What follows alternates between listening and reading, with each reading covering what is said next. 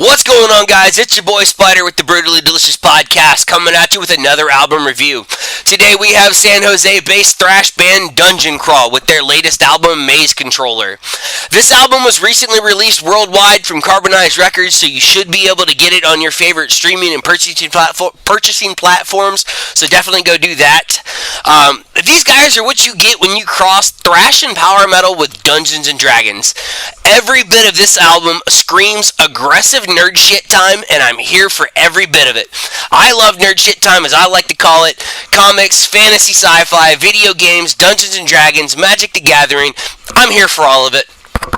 Now, upon researching these guys on social media, I thought they were a brand new band, as they have very few followers on Amazon Music and social medias across the board, with Instagram being their highest count, around 2,000 or so followers. But according to Encyclopedia Metalium, they've been around since about 2015, releasing a demo in 2019, and their first full-length album in 2021. So I am going to have to go back and take a listen to some of their earlier stuff if I can find it. But their social medias appear pretty new right now, so definitely go give them a follow and show them some love.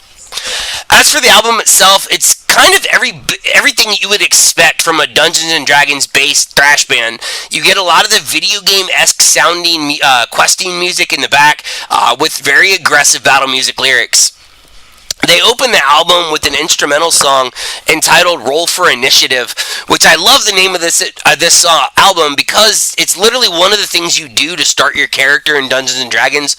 You roll a die for your attributes, which initiative is incorporated into one of the broader attributes, and I believe that's dexterity, but I'm not 100% positive. And the song kind of feels like that old school start to the old school role-playing games. Like, you're getting an idea who your character is, how you got to this point in the game, what the goals are. It's just a great start to the album.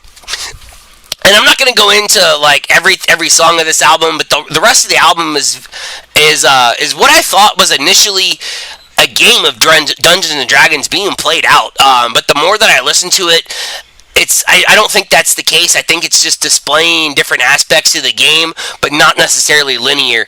The whole album is very fast-paced. It kind of reminds me of a heavier Dragon Force, but lyrically very much more aggressive. They have their angelic chanting in the background, that ha ha ha. And sorry for that, I'm not a vocalist. Sorry, so that was a poor demonstration, but I digress. There's lots of synthesizers throughout it as well.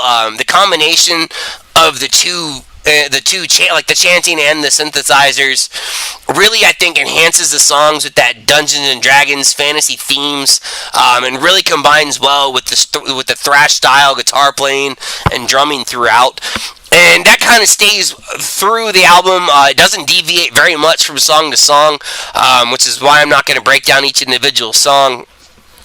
But these are guys that I think, if you're into Dungeons and Dragons, you're probably into metal, and you're going to absolutely love these guys. Like, these guys are going to be one of your favorite bands of all time. I could see that. But if you're just into that fast-paced power and thrash metal, I really think you're going to enjoy these guys too. It's a very fun album. It's it's very upbeat. It keeps you entertained by it.